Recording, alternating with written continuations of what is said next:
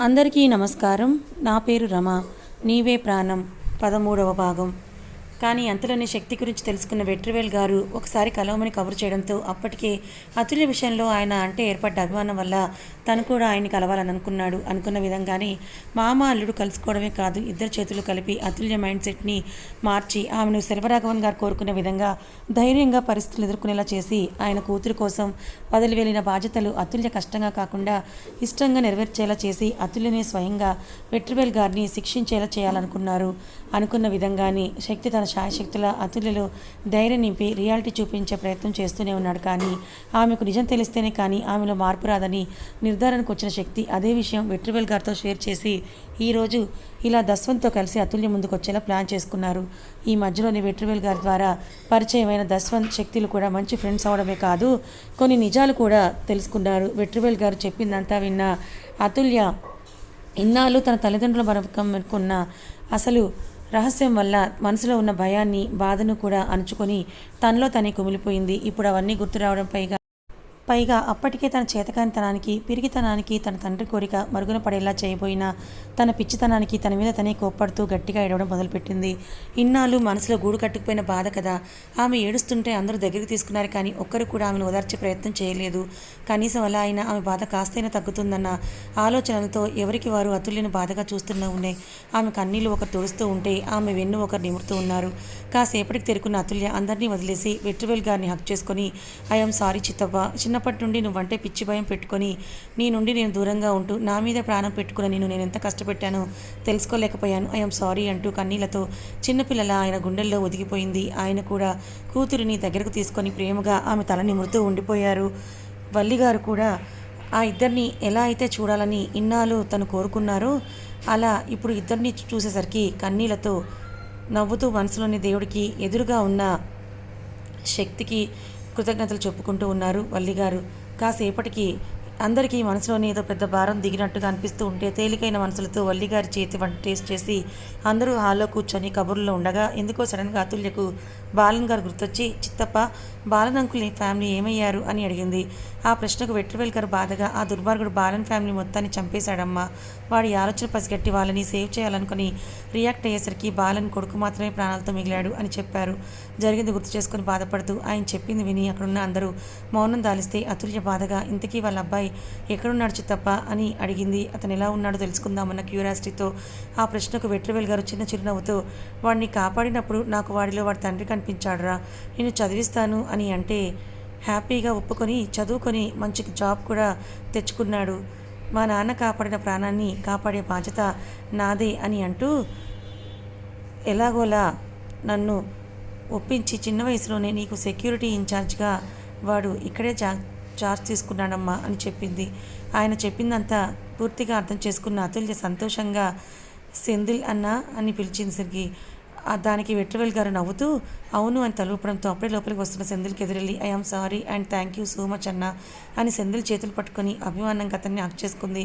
అతను అభిమానంగా అతుల్య తన నిబ్రి అతుల్యమ్మ, నిన్ను సెల్వ సార్ ఎలా అయితే చూడాలనుకున్నారో నువ్వు అలా మారి ఆయన నీ కోసం వదిలి వెళ్ళిన బాధ్యతలు నెరవేరిస్తే అందరికంటే ఆయనే ఎక్కువ సంతోషిస్తారు అనడంతో అందరూ అతుల్య సమాధానం కోసం ఆమె వైపే చూస్తూ ఉన్నారు.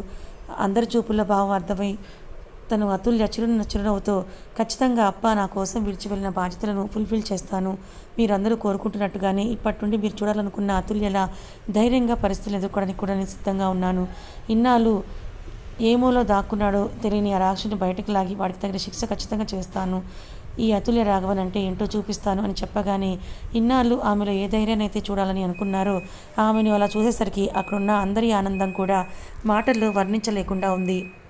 అందరూ అతుల్యను గట్టిగా హక్ చేసుకుని సంతోషంగా ఆమె తలని నిమురుతూ ఉంటే ఇన్నాళ్ళు తనకు తెలియకుండానే తను ఏం మిస్ చేసుకుందో, తన తప్పు ఏం చేసిందో ఆ క్షణం అతుల్యకి బాగా అర్థమైంది. ఇందులో శక్తికి మురళీధర్ గారి దగ్గర నుండి కాల్ రావడంతో అతుల్యతో మళ్ళీ కలుస్తానని చెప్పి అందరికీ కూడా బాయ్ చెప్పేసి కంగారుగా డీజీపీ ఆఫీస్కి బయలుదేరారు.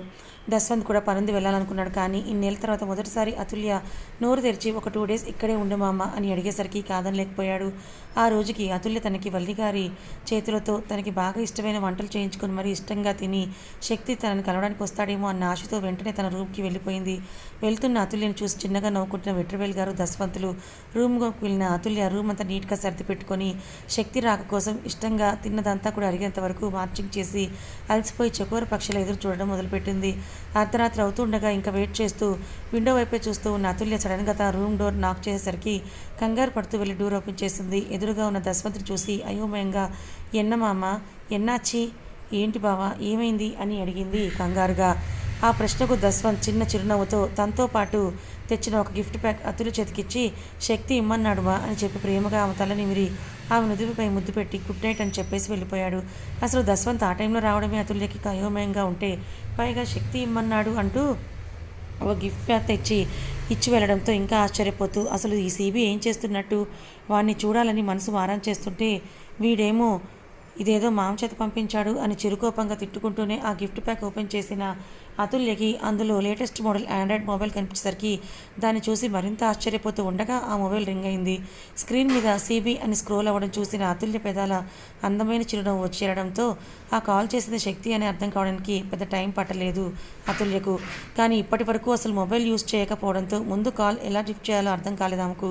కానీ ఆమెకున్న తెలివితేటల వల్ల క్షణంలోనే అర్థం చేసుకొని కాల్ లిఫ్ట్ చేసి కాల్లో అతుల్య అలకగా, ఈడియట్, నువ్వు వస్తావని పిచ్చిదానిలా వెయిట్ చేస్తూ ఉంటే నువ్వేమో మామ చేత ఇలా ఈ మొబైల్ గిఫ్ట్ పంపించడం ఏంట్రా అని అడిగింది. శక్తి నవ్వుకుంటూ, నీలో నేను కోరుకున్న మార్పు ధైర్యం వచ్చాక కూడా నేను ఇంకా నీ రూమ్లోకి ఇలా అర్ధరాత్రిలో రావడం మీ చిత్తప్ప చూస్తే బాగుండదేమోరా బంగారం అని అన్నసరికి షాక్తో వాట్ అని అరిచింది పెద్దగా. శక్తి ఆమె అరుపుకి అదిరిపడ్డ శక్తి వైపుని తట్టుకుంటూ తింగరదాన, ఎందుకే ఆ అరుపు, ఏమైందని ఇప్పుడు అని అడిగాడు. అతుల్య, రే మెంటల్, అసలు నువ్వేం చెప్తున్నావురా? రోజు నైట్ నువ్వు నా రూమ్లోకి వస్తున్నట్టు మా చిత్తప్పకు ఎలా తెలుసు అని అడిగింది భయంగా.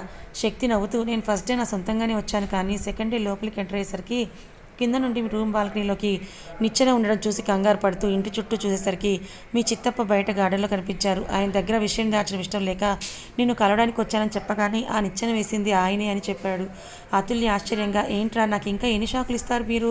శక్తి, ఇందులో షాక్ అవ్వాల్సింది ఏముంది, సంతోషపడక అతుల్య జరిగిందంతా గుర్తు చేసుకొని చిన్న చిరునవ్వుతో, అమ్మ అప్ప లేకపోయినా వాళ్ళు లానే ప్రేమను పంచే చిత్తప్ప చిత్తీల ప్రేమను ఇన్నాళ్ళు మూర్ఖత్వంతో నేనే దూరం చేసుకున్నాను. కానీ చిత్తప్ప నా ప్రతి అడుగులో తోడుగా ఉంటూ నా నీడలా ఉన్నాడు అని తెలుస్తూ ఉంటే చాలా హ్యాపీగా ఉంది శక్తి. ఆమె ఎమోషనల్ అయ్యేసరికి ఆమెను డైవర్ట్ చేస్తూ, అవును బంగారం, ఇంతకీ నీ సీబీ వాడి సెకండ్ మంత్ శాలరీతో కొన్న గిఫ్ట్ నీకు నచ్చిందా లేదా? అతుల చేతిలో ఉన్న మొబైల్ని ముద్దు పెట్టుకుంటూ, చాలా నచ్చింది, కానీ నా కోసం ఎందుకురా డబ్బులు పాడు చేయడం, అయినా నాకు మొబైల్తో అవసరం ఏముంది చెప్పు అని అంటుంది. శక్తి, పిచ్చి మొహమా, ఇప్పటి నుండి మన స్వీట్ టాక్స్కి ఫోన్ చాలా అవసరం. నీ ఎగ్జామ్స్ పూర్తయ్యాక నువ్వు మీ డాడీ నీకు అప్పగించిన బాధ్యతలు చేపట్టి వేరే మొబైల్ని తీసుకున్నా సరే నువ్వు నాతో దీనిలోనే కాంటాక్ట్లో ఉండాలి బంగారం. అతుల్య, ఇది నాకు చాలా వాల్యుబుల్ గిఫ్ట్ సీబీ. సరే, ఇప్పటికే చాలా లేట్ అయింది, తొందరగా నిద్రపో బంగారం, గుడ్ నైట్. అయిష్టంగానే Atulya, miss you CB. Shakti కూడా, మిస్ యూరా బంగారం, బాయ్ అంటూ కాల్ కట్ చేసిన శక్తి మురళీధర్ గారికి తనకి కొత్తగా అప్పగించిన కేసులో బిజీ అయిపోయాడు.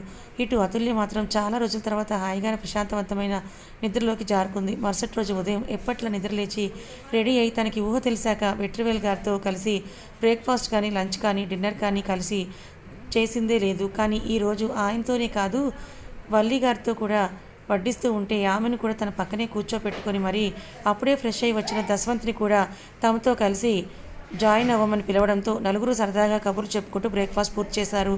అతుల్యకు ఫైనల్ ఎగ్జామ్ దగ్గర పడడంతో దస్వంత్ తను తిరిగి వెళ్లే ముందు ఇన్నాళ్ళు ఆమెతో మిస్ అయిన కాస్త క్వాలిటీ టైం ఇప్పుడు స్పెండ్ చేసి తన విషెస్ని కూడా పూర్తి చేయాలి అన్న ఆశతో ఆమెను తీసుకుని సరదాగా బయటకు వెళ్ళాడు.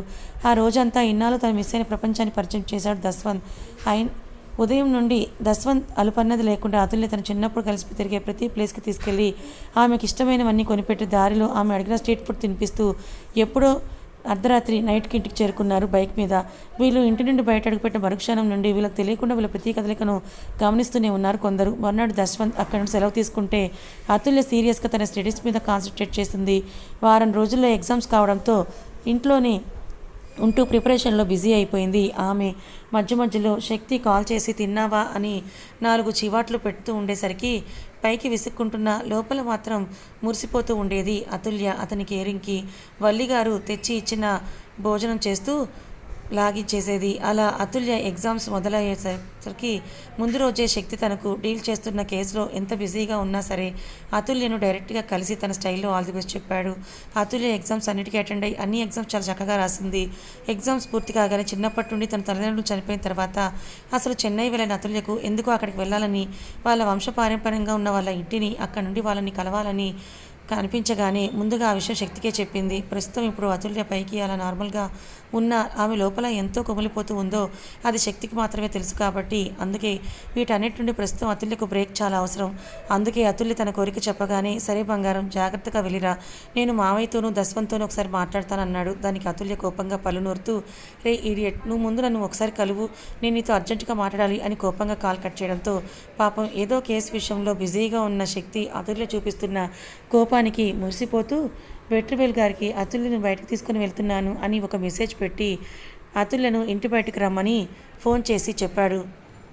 అతుల్య నేను బయటికి రాను, నువ్వే లోపలికి రా అని ఆర్డర్ వేయడంతో తింగర్ రాక్షసి అని అనుకుంటూ ముద్దుగా తిట్టుకొని ఇంట్లోకి వెళ్ళగానే ఆప్యాయంగా పలకరించిన వల్లిగారిని తిరిగి పలకరించి అతుల్యను కలవడానికి ఆమె రూమ్కి వెళ్ళాడు శక్తి. అతను ఆ రూమ్లో అడుగుపెట్టగానే క్షణాల్లో డోర్ క్లోజ్ అవ్వడం, తనని గోడకు అదిమి పెట్టి మెడ దగ్గర మోచేత్తో నైట్గా నొక్కిపెట్టి తన కళ్ళల్లోకి అతుల్య కోపంగా చూడడం క్షణాల్లో జరిగిపోయాయి. కానీ కొంచెం కూడా అదురు బెదురు లేకుండా తన వైపే కోపంగా చూస్తున్న అతుల్య కళ్ళలోకి చిలిపిగా చూస్తూ ఒక్క ఉదిరిన ఆమె నడుం చుట్టుకొని మీదకు గుంజుకున్నాడు.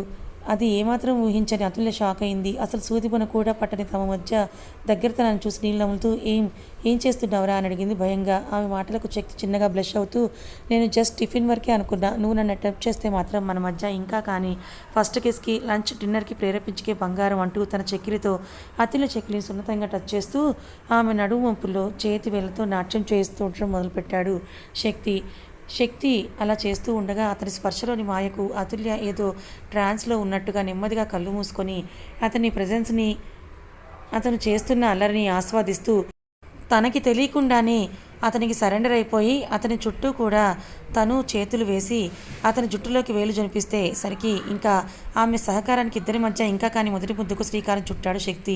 ఆమె చెక్కిళ్ళ మీద అల్లరి చేస్తున్న శక్తి పెదాలను నెమ్మదిగా ఆమె పెదాల మీద నిలిపి సాఫ్ట్గా మొదలైన ముద్దును గాఢంగా మార్చేశారు ఇద్దరు. ఎంతటికీ దాహం తీరని ఆ ముద్దులో మమేకమై ఇద్దరు చుట్టూ ప్రపంచాన్ని సమయాన్ని మరిచి ఊపిరి తీసుకోవడం ఇబ్బంది అవుతున్నా ఒకరి నుండి ఒకరు దూరం జరిగే ప్రయత్నం మాత్రం చేయలేదు. అతుల్య పెదాల్లో అమృతం రుచి చూసిన శక్తి మొదటి ముద్దులోని మాధుర్యాన్ని చవి చూస్తూ ఉండగా ముద్దులోని గాఢత వల్ల తన పెదాలకు వెచ్చగా అతుల్య రక్తం రుచి చెల్చేసరికి కంగారుగా ఆమె పెదాలను వీడి ముద్దు వల్ల గాయపడి ఉబ్బిన ఆమె కింద పెదవిని చూస్తూ సారీ బంగారం, కంట్రోల్ చేసుకోలేకపోయానరా అంటూ లైట్గా ఆమె కింద పెదవిని కిస్ చేసి అప్పటికే సిగ్గుతో బుగ్గల్లో మందారాలు పూయిస్తున్న ఆమెను తన గుండెల్లో పొదుముకున్నాడు. నెమ్మదిగా ఆమెతో సహా బెడ్ మీదకు చేరి తన గుండెల మీద ఉన్న అతుల్య ఇంకా బ్లష్ అవుతూ గుప్పెట్లో తన షర్ట్ని నలిపేస్తున్న ఆమెను చూడగానే అల్లరిగా నవ్వుతూ బంగారం ఫస్ట్ కిస్ ఎక్స్పీరియన్స్ ఎలా ఉంది అని అడిగాడు శక్తి.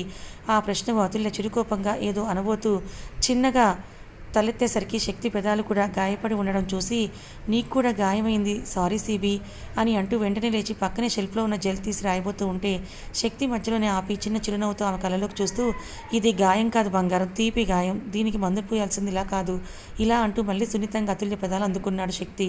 ఈ ప్రేమ పక్షుల ముద్దు యుద్ధాన్ని డిస్టర్బ్ చేస్తూ బయట నుండి వల్లిగారు రూమ్ డోర్ నాక్ చేసేసరికి ఇద్దరూ తేరుకొని కష్టంగా దూరం జరిగి కాసేపటికి మామూలై డోర్ ఓపెన్ చేయగానే వల్లిగారు కాఫీ స్నాక్స్ ఉన్న ట్రే లోపలికి తెచ్చిపెట్టి డిస్టర్బ్ చేసినందుకు సారీ కానీ తింటూ మాట్లాడుకోండి అని ఆవిడ నవ్వుకుంటూ వెళ్ళిపోయారు. ఆమె అలా వెళ్ళగానే అతుల్య వెళ్ళి డైరెక్ట్గా శక్తి ఓడిలో కూర్చొని అతని జుట్టు పీకేస్తూ ఇందాక ఏమన్నావురా, నన్ను ఒక్కదాన్ని చెన్నై వెళ్ళమని అన్నావు కదా అని అడుగుతూ ఉంటే శక్తి కష్టంగా ఆమె చేతి నుండి తన జుట్టు విడిపించుకొని ఇప్పుడు ఏమైంది తిక్కదానా, వెళ్దామనే కదా చెప్తుంటా అని అంటూ ఆగిపోయి అతుల్య మాటల్లో అర్థం కావడంతో ఆమెను దగ్గరకు తీసుకొని ఆమె నుదుటికి తన నుదురు ఆనించి నన్ను కూడా నీతో రమ్మంటావు బంగారం అని అడిగాడు. ఆ ప్రశ్నకు అతుల్య చిన్న చిరునవ్వుతో అతని కళ్ళలోకి చూస్తూ అవును నువ్వు నేను అమ్మ చిత్తప్ప చిత్తి అందరం కలిసి వెళ్దాం సిబి అన్నది. ఆమె ఇంటెన్షన్ అర్థమైన శక్తి చిన్నగా నవ్వి ఆమె నుదుటిపై పెదాలు నిలిపి సరే అలాగే వెళ్దాం, నేను అమ్మతోనూ మామయ్యతోనూ మాట్లాడతాను అనగానే అతుల్య హ్యాపీగా శక్తి మొహం అంతా కూడా ముద్దులతో నింపేసి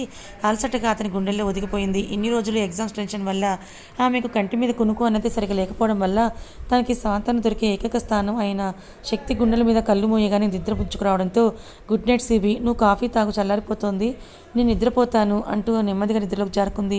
ఆమె మత్తిగా నిద్రపోతుందని కన్ఫర్మ్ చేసుకున్న శక్తి ఆమెను జాగ్రత్తగా పొదవు పట్టుకుని నెమ్మదిగా కాఫీ కప్ తీసుకొని సిప్ చేస్తూ 15 రోజుల క్రితం దస్వంత్ అతుల్యను ఫాలో అయిన వాళ్ళ గురించి ఆలోచిస్తూ వాళ్ళని తను పట్టుకున్నప్పుడు తను పెట్టిన టార్చర్ వల్ల వాళ్ళు బయటపెట్టిన నమ్మలేని నిజాల గురించి ఆలోచనలో పడ్డాడు శక్తి.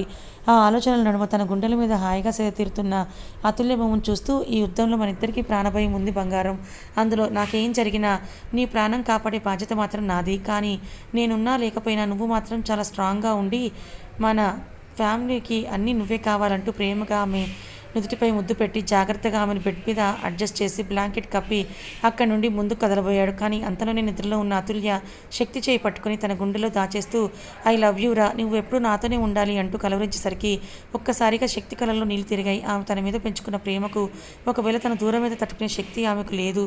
ఇప్పుడు ఆమె సర్వస్వం తనే అని శక్తికి బాగా తెలుసు.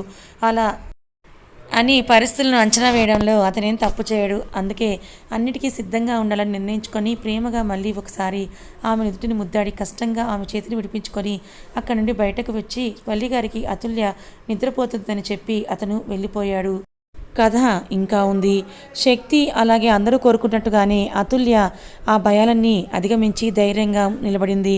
కానీ మారన్ వల్ల శక్తికి అతుల్యకి ఇద్దరికి కూడా ప్రాణహాని ఉందని శక్తికి అర్థమైంది. మరి మారన్తో చేసే యుద్ధంలో శక్తికి ఏమైనా జరుగుతుందా? శక్తి అతుల్యని కాపాడగలడా? వాళ్ళిద్దరి ప్రేమని పెళ్లిదాకా తీసుకుని వెళ్ళగలుగుతారా లేదా తెలుసుకోవాలనుకుంటే ఛానల్ని ఫాలో అవ్వండి. కథ నచ్చితే లైక్ చేయండి, మరికొంతమందికి షేర్ చేయండి. ఇలాంటి మరిన్ని మంచి కథల కోసం మన ఛానల్ని సబ్స్క్రైబ్ చేసుకోండి. Thank you so much for watching.